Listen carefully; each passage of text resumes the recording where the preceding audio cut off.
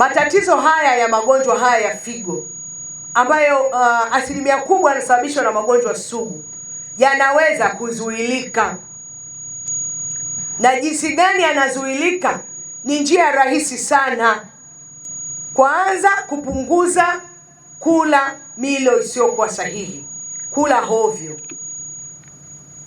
tule lishe bora ambao tunaweza. Udongo huu mwekundu wa Songea una vyakula vya kila aina, una rutuba, unastawisha kila chakula. Lakini tufanye mazoezi. Mazoezi sio lazima uvae kibukta ukimbie. Tembea kwa mwendo kasi, utoke jasho japo nusu saa kwa siku. Tuepuke ulevi wa kupindukia. Tuepuke uvutaji wa sigara na vilevi vinavyofanana na hivyo, bangi, kokeni na mengineyo. Lakini tuchunguze afya zetu. Watanzania tuna tabia kusema, mimi sitaki kujipa pressure bwana. Napima pressure ya nini? Sitaki kujipa stress. Sitaki kujipa stress bwana, mimi sipimi sukari. Unajidanganya, hiyo stress itakupata zaidi. Kinga ni bora kuliko tiba. Tuchukue hatua ya kuchunguza afya zetu.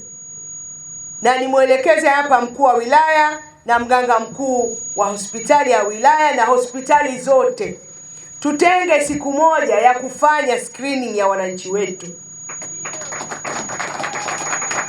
Tuweke hamasa ya kuambia wananchi, leo sio wagonjwa, leo ni wazima, waje waangalie bado ni wazima.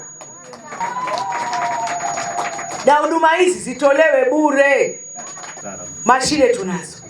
Kwa kupitia mashine na wataalamu zetu, naomba tuanze na mambo makubwa mawili: uzito na pressure. Mheshimiwa Waziri wa Afya Mohamed Omar Mchengerwa amezindua program ya Zijue Namba Zako. Sema zijue namba zako. Zijue namba zako. Nani hapa anazijua namba zake? Anyoshe mkono. Nani anazijua namba zake? Mtanipatia za simu, sio za simu. Namba zako ni namba za pressure, namba za uzito. Uzito ngapi? Uzito wako unaendana na urefu? Kiuno hicho ngapi? Au tayari ushaweka kiriba tumbo? Mafuta yako mwilini ngapi? Sukari yako mwilini ngapi? Sumu ya maana ya kemikali za figo ngapi?